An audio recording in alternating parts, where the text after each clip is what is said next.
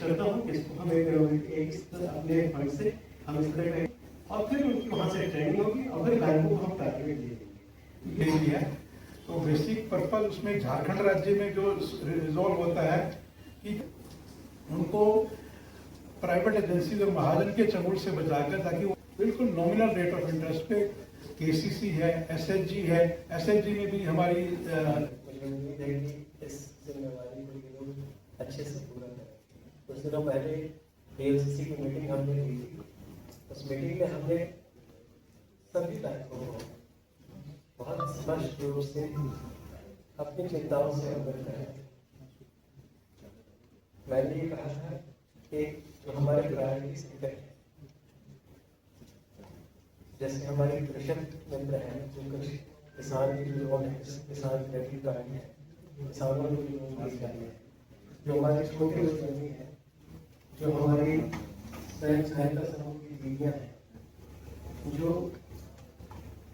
Students हैं, छात्रों के लिए लोन है, एजुकेशन लोन है,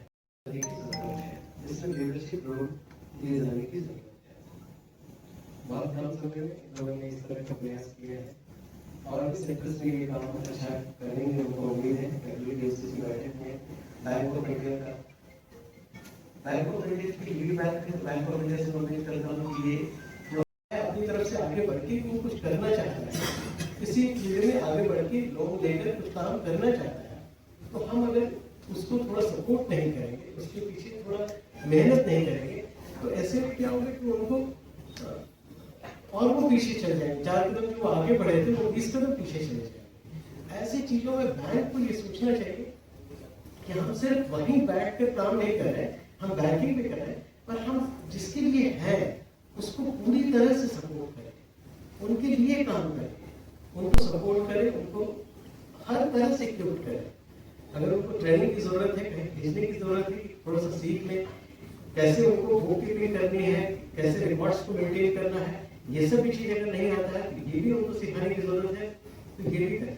मैं ये भी कहूँगा as a lead bank manager कि आप अपने यहाँ हमारे यहाँ एक ऐसा सेल बना दीजिए डिस्ट्रिक्ट लेवल पर, जहाँ इस तरह की ट्रेनिंग हो, जहाँ पहले वो रजिस्टर्ड हो,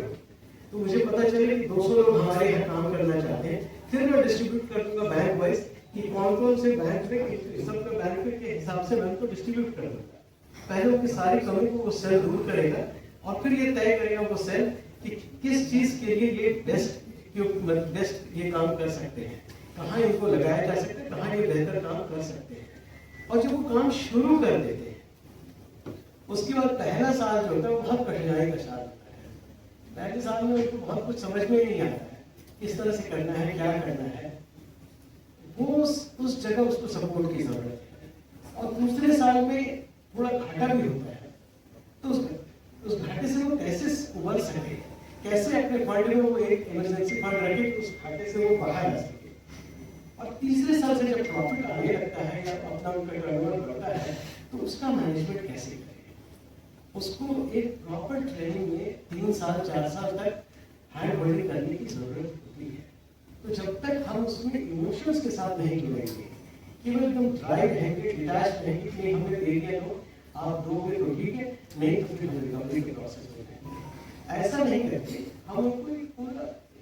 4 साल 5 साल के लिए अपने साथ एक सिस्टम में जोड़ेंगे, तभी हो पाएगा। अगर डिस्ट्रिक्ट लेवल पर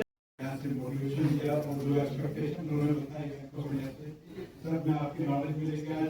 बेसिकली ज़्यादातर लेडीज स्टाफ ही रहता है, बच्चियाँ रहती हैं, जिनको स्वरोजगार के लिए ट्रेनिंग दिया जाता है, 2-2 वीक का या पूरा मंथ का ट्रेनिंग दिया जाता है। उनका सब रहने सहने खाने की पूरी व्यवस्था bank of India district administration के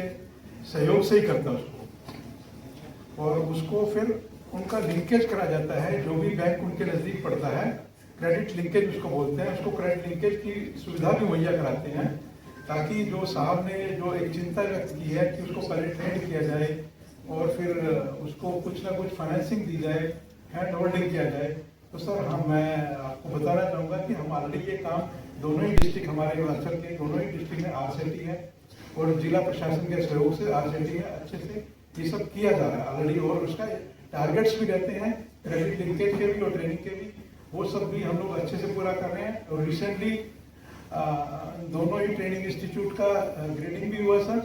और double A he maximum rating है, मतलब 200 में से दोनों ने ही 190 और 194 मार्क्स भी लिए। तो बहुत ही अच्छे से दोनों ही ट्रेनिंग इंस्टीट्यूट हमारे काम कर रहे हैं। और सर आपके आने से पहले हम यही बात कर रहे थे कि ये उसी के अंदर एमएसएमई डेली है,